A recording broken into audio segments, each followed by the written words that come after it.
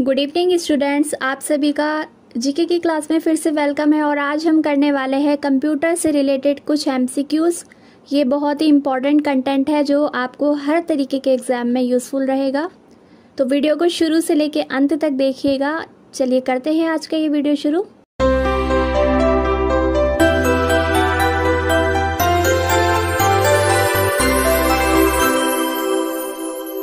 प्रश्न पहला, कंप्यूटर के आविष्कारक कौन हैं? यानी कि कंप्यूटर की खोज किसने की है? A. Von Neumann, B. J.S. Kilby, C. Charles Babbage and D. इनमें से कोई नहीं। तो इसका सही उत्तर है चार्ल्स बेबेज। ठीक है। अगर बात की जाए कंप्यूटर के आविष्कारक की या फिर किन्होंने इन्वेंट किया, इंग्लिश का ये शब्द है, या किन्होंने खोज की, तो वो है चार्ल्स बेबेज। नेक्स्ट क्वेश्चन पर आते हैं। प्रश्न संख्या 2, सबसे पहला कंप्यूटर का नाम क्या था?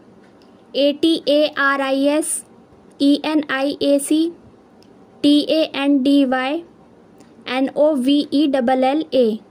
तो इसका सही उत्तर है बी, ENIAC। आपको याद रखना है।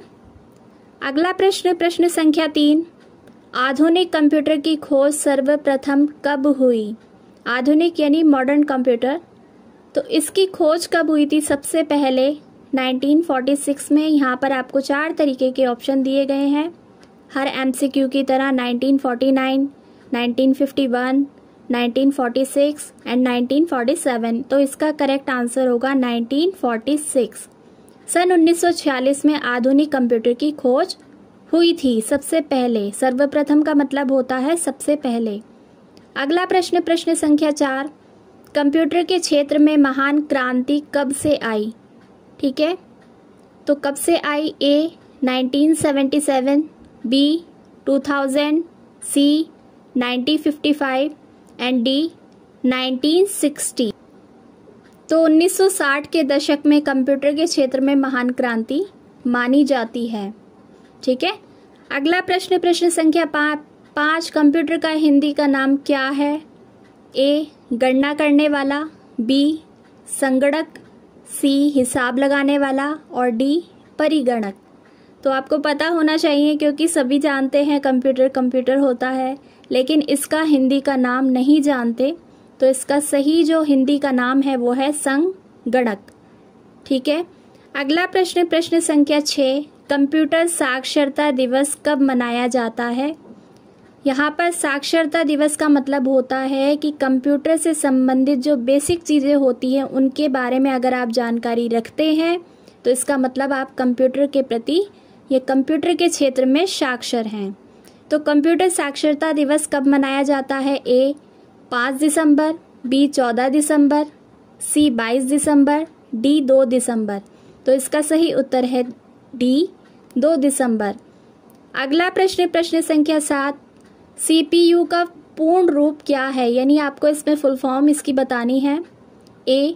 Central processing unit, B. Central problem unit, C. Central processing union और डी. इनमें से कोई नहीं।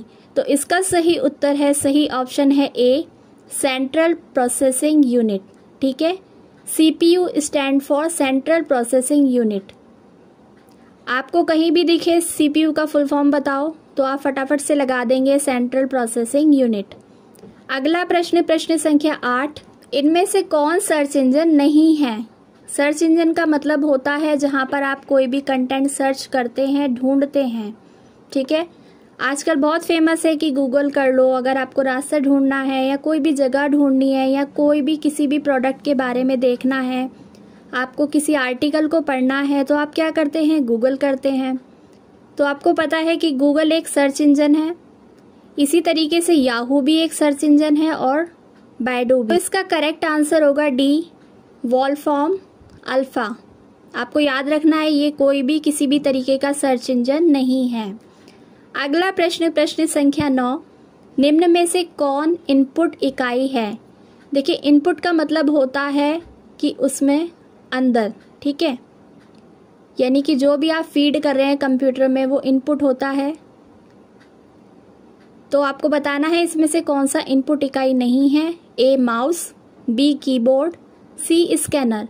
आपको पता है ये कंप्यूटर से अलग रखे जाते हैं, बाहर रहते हैं और ये सभी आउटपुट हैं। ठीक है, तीनों आउटपुट हैं। तो इस प्रकार इसका करेक्ट आंसर हो जाएगा डी, इनमें से कोई नहीं। अगला प्रश्न, प्रश्न संख्या 10, 1 किलोबाइट यानी केबी कितने बाइट के बराबर होते हैं? आपने बहुत सुना होगा केबी, एमबी। तो जिस तरीके से मीटर में 100 सेंटीमीटर होते हैं, अलग अलग यूनिट अलग अलग चीज़ों की होती है, आपको पता है। तो आपको बताना है यहाँ पर केबी में कितने बाइट होते हैं। ए 1024 बाइट, बी 1024 मेगाबाइट, सी 1024 गीगाबाइट, डी इनमें से कोई नहीं। तो इसका सही आंसर है ए 1024 बाइट, यानी कि 1 किलोबाइट में यानी 1 केबी में 1024 बाइट होते हैं। नेक्स्ट क्वेश्चन, अगला प्रश्न, प्रश्न संख्या 11, 1 मेगाबाइट यानी एमबी कितने बाइट के बराबर होते हैं? यानी 1 एमबी में कितने बाइट होते हैं? इससे पहले हमने पढ़ा था 1 किलोबाइट में कितने बाइट होते हैं। अब हम पढ़ रहे हैं कि 1 एमबी में यानी मेगाबाइट में कितने बाइट होते हैं। तो ये आपको बताना है इसमें। इसका सही उत्तर है 1024 केबी। ठीक है, इसमें अलग अलग ऑप्शन आपको दिए गए हैं, आप देख भी सकते हैं। इसके बाद है 1024 MB, 1024 GB, 1024 TB। तो इसका सही आंसर था ए। अगला प्रश्न, प्रश्न संख्या 12, 1 गीगाबाइट यानी GB में कितने बाइट होते हैं? तो ए 1024 KB, बी 1024 MB, सी 1024 GB, डी 1024 TB। तो इसमें भी 1024 MB होते हैं। बस आपको याद रखना है कि अभी तक हमने KB, MB और GB के बारे में पढ़ा और तीनों में 1024 KB, MB ही होते हैं। ठीक है, ये आपको याद रखना है, इसके अलावा कुछ नहीं होगा, 1024 ही होगा। बस आपको MB और KB का ध्यान रखना है कि किसमें क्या होता है। अगला प्रश्न, प्रश्न संख्या 13, कंप्यूटरों में प्रयुक्त आईसी चिप बनते हैं ए क्रोमियम से, बी आयरन ऑक्साइड से, सी सिल्वर से, डी सिलिकॉन से। तो इसका सही आंसर है डी सिलिकॉन से। ठीक है, यानी कंप्यूटर में जो चिप लगाया जाता है वो बनता है सिलिकॉन से। अगला प्रश्न, प्रश्न संख्या 14, इंटरनेट के पते में पद HTTP का सही विस्तृत रूप क्या है? ठीक है, वो आपको बताना है, आपने हर जगह देखा होगा HTTP। तो इसका फुल फॉर्म आप बताएंगे। A higher text transfer protocol, B higher transfer text protocol, C hybrid text transfer protocol and D hyper text transfer protocol. तो इसका सही आंसर है D hyper text transfer protocol, याद रखिएगा। अगला प्रश्न, प्रश्न संख्या 15, किसी कंप्यूटर के प्रोग्राम में बच्चों द्वारा प्रयुक्त भाषा प्राय कौन सी होती है? ए बेसिक, बी जावा, सी लोगो, डी पायलट। तो इसका सही उत्तर है सी लोगो। ठीक है, किसी भी कंप्यूटर में बच्चों द्वारा प्रयुक्त यानी प्रयोग की जाने वाली भाषा कौन सी है? लोगो। प्रश्न संख्या 16, एक सुवाह्य निजी कंप्यूटर जो आपकी गोद में रखने लायक छोटा सा होता है क्या कहलाता है?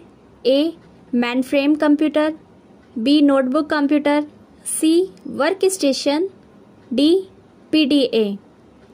तो इसका सही उत्तर है बी नोटबुक कंप्यूटर। तो आज के लिए इस वीडियो में इतना ही, आगे का हम बाद में कंटिन्यू करेंगे। अगर आप कंप्यूटर से संबंधित और भी प्रश्नों के बारे में जानना चाहते हैं और कंप्यूटर टर्मिनोलॉजी के बारे में सीखना चाहते हैं तो उसके लिए आप इस वीडियो के डिस्क्रिप्शन में जो मैंने लिंक शेयर किए हैं उन पर जा सकते हैं और वीडियो को वॉच कर सकते हैं। इस वीडियो में शुरू से लेकर अंत तक बने रहने के लिए आपका धन्यवाद।